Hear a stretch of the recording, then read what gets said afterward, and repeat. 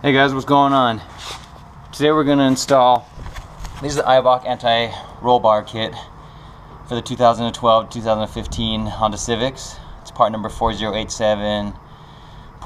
We're going to be putting those on Jaime's 2013 Civic Si today.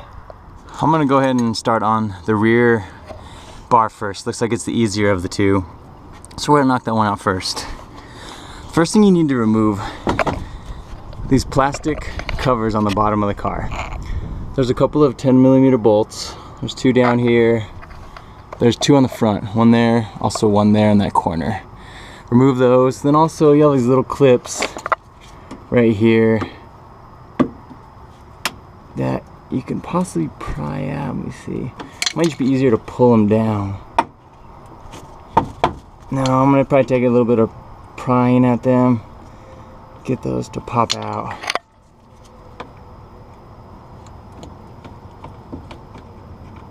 Let me see.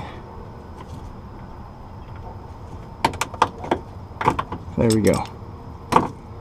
So you got two of those on each side also. There's gonna be two more right here, right here. These connect the rear piece to the front piece. We're gonna need to remove both of those because when we get to the front sway bar, this one's gonna need to be removed also. But go ahead and get this panel removed. Got those two clips and the 4 bolts. The next step, go ahead and remove the sway bar end links. It's a 14mm wrench, and I have this, it fits on the end of my ratchet. It says 5mm. It fits perfectly into here. Instead of using an Allen wrench, it's a lot easier to use this. Because with that, I can just crank. It's easier to do that. Get this nut off. We are going to be reusing the end links with the new Eibach sway bar, so that's why I'm disconnecting it at this end. Once I get that loosened, I'll be able to swivel this around and get it attached to the new sway bar. After you have both end links disconnected, go ahead and remove these brackets right here holding the sway bar to the car. These are 14mm bolts. There's one there. There's also going to be one on this side.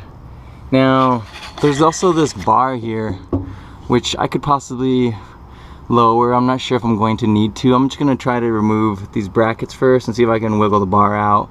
If not, I'm going to remove this, lower it down, and slide the bar out. Okay, I wasn't able to wiggle it out. I'm going to remove this support beam.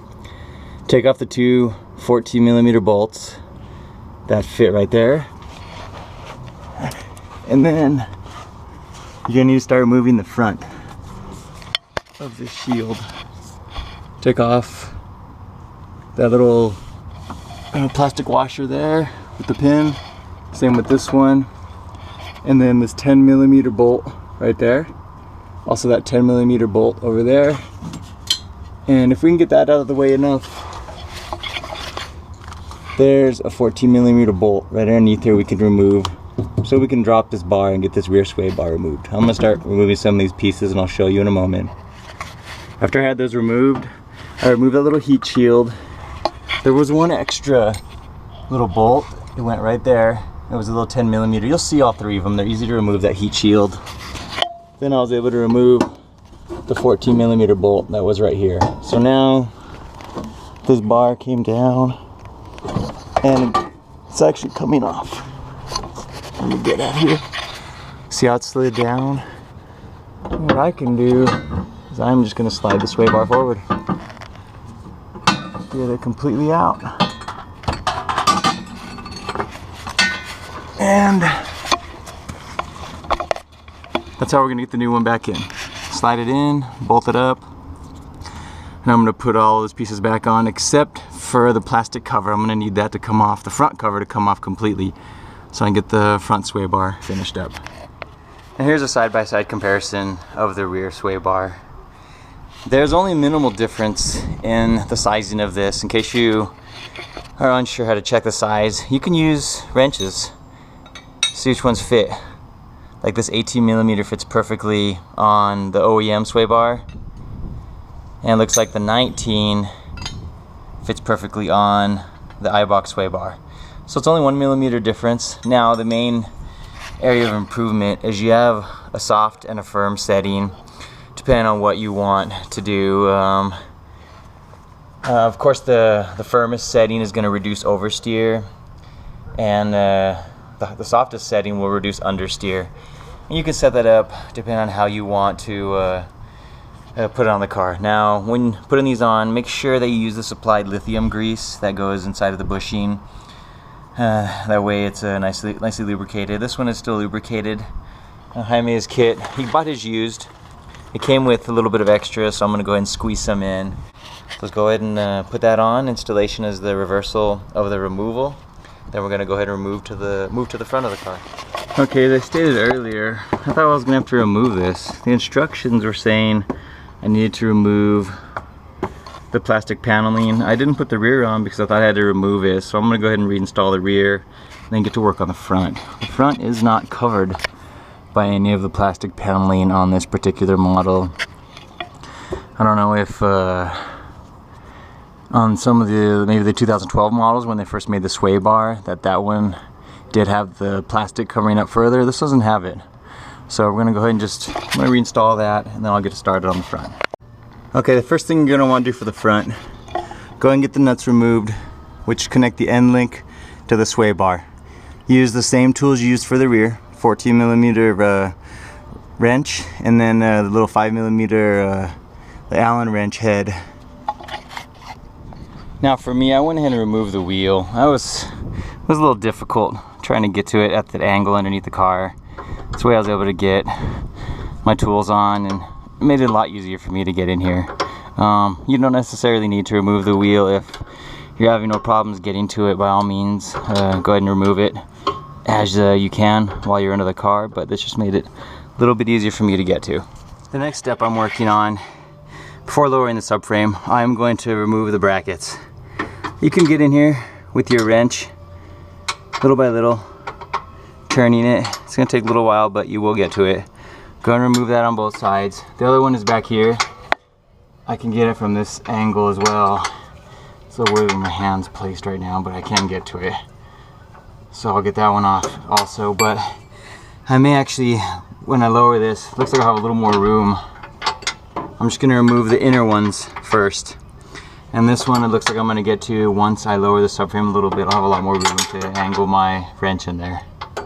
For the next step, you're going to need to support the subframe. I'm using my hydraulic jack. After you have it supported, go ahead and loosen and remove both of these bolts. There's one here, one on the opposite side. They are 17 millimeters. The next step, you need to loosen and remove these two bolts on this side, and there's going to be two more on the other side. These two right here. You can loosen and remove those completely. The next step, on the front of the subframe, you're going to see a bolt in here. There's going to be another one on the other side. They're right in front of the tow hooks. This one will be in this circle area as well. Now you need to loosen these, but the instructions say to leave at least 25% thread engagement. You do not want to remove them completely. So go ahead and loosen them up and make sure you leave some threads attached. The next step on both sides of the vehicle, we need to get this bolt loosened up, and then the inside bolt, we need to remove that one. The inside one is a 19 millimeter. This one should be a 14 millimeter. The inside bolt, we need to remove completely. We're going to do this on both the passenger and driver sides. And this is going to free the steering rack from the subframe so we can get the subframe lowered. A little trick that helped me to get to those, I turned the steering wheel all the way to the left, and it gave me enough room to get my hand tools in here. I already got the 14 loosened on the driver's side, and I'm working on that 19 millimeter bolt. But if you spin it on the driver's side, spin all the way to the left. Passenger side, I'm going to spin it all the way to the right. What that does, that just pushes the CV axle forward a little more, give me a little bit more room to work with my hands in there. Okay, after you have your brackets slidden out of the way, you can now go ahead and lower the subframe a little bit. I'm going to do that with my jack. Let me get down over here.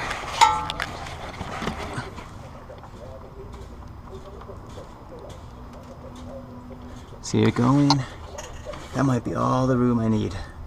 I don't want to push it by doing too much. But you can see it slid down. The bar might fit through there. Might have to do a little bit more. But remember, I need to get the brackets off. So I'm going to remove the two 14mm bolts that hold the sway bar on. Now I'm going to try getting the bar. I'll show you that in a moment.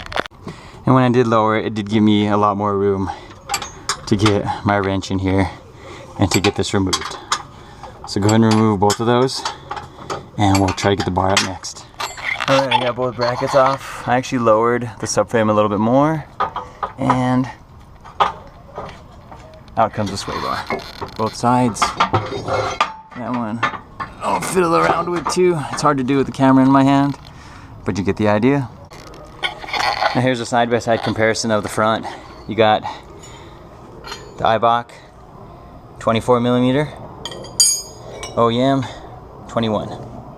So a 3mm increase in size compared to the rear is only 1mm. But I love how these also have the adjustability, the softer and the firmer settings on the ends of the sway bars.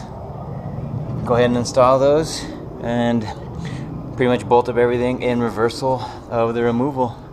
You're set to go.